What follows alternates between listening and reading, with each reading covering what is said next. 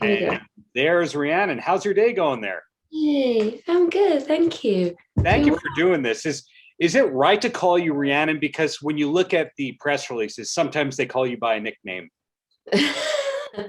You can call me whatever you like today. Well, I'm calling you on time, and I appreciate you doing this. How did you first get involved with Best Friends, this wonderful cause and this upcoming event? I first visited probably about 9 years ago now. Actually, came through southern Utah on a very cliched mother-daughter road trip.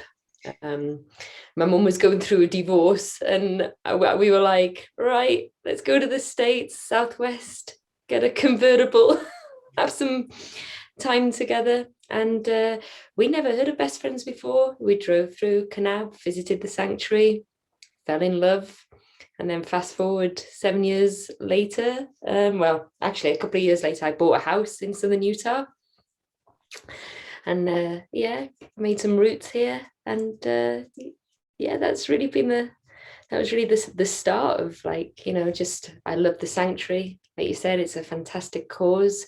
And we really love the invite to play the festival as well. So Got it.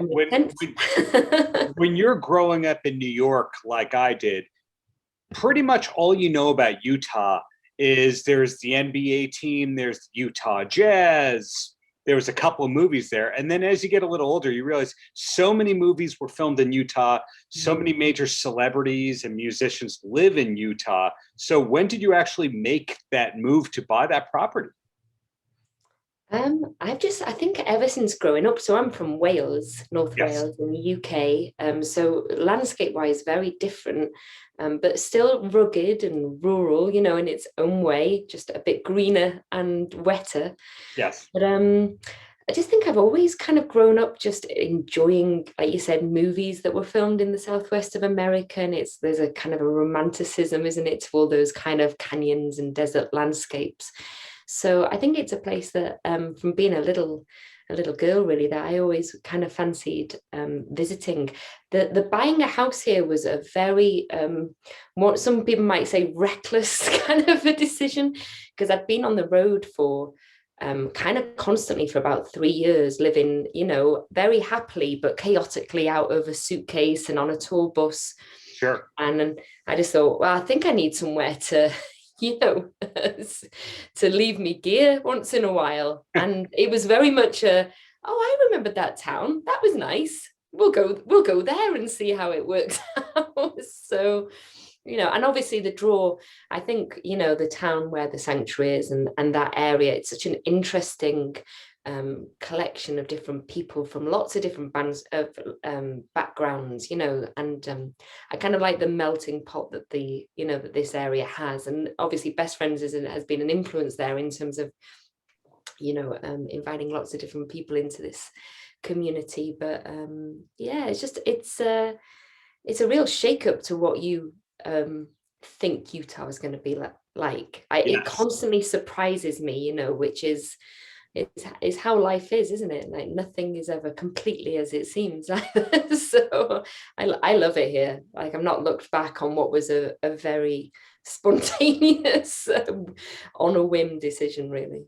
That's wonderful. I'm personally hoping to get back to Park City, Utah in September, one of my favorite small cities there is. But you mentioned the diversity and all that. Have you ever heard anyone else speak Welsh in Utah?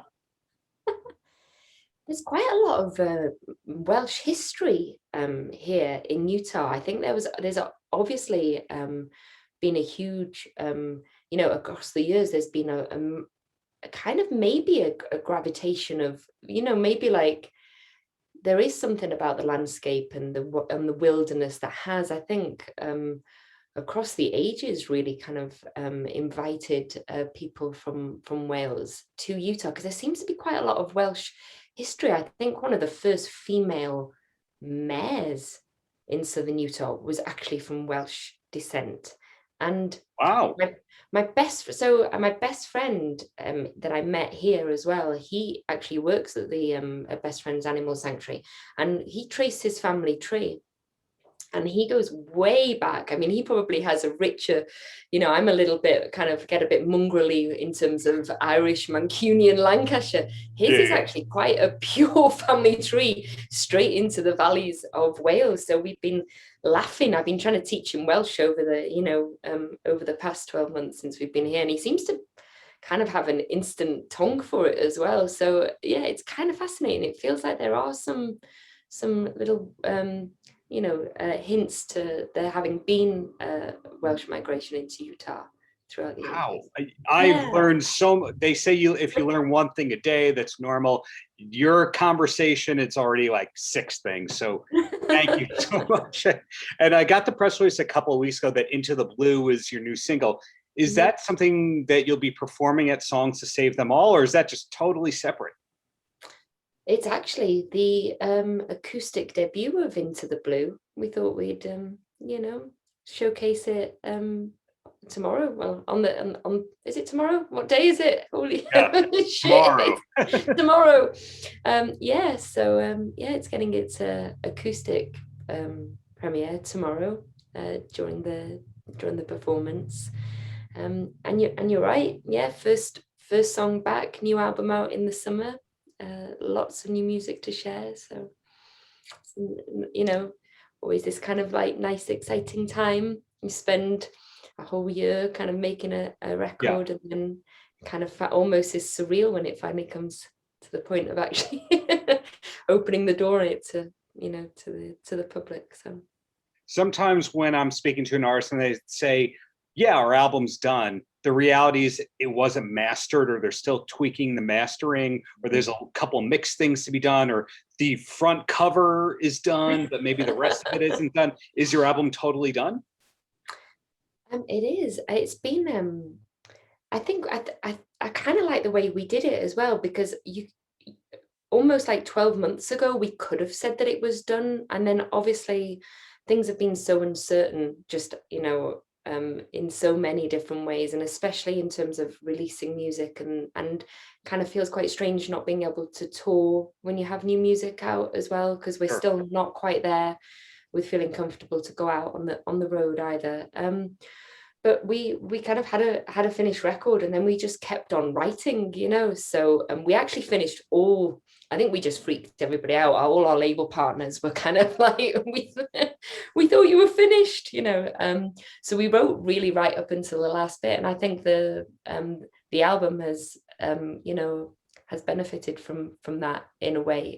There's something kind of quite strange creatively, isn't it, that you almost like you finish a record and then it's almost like 12 months later.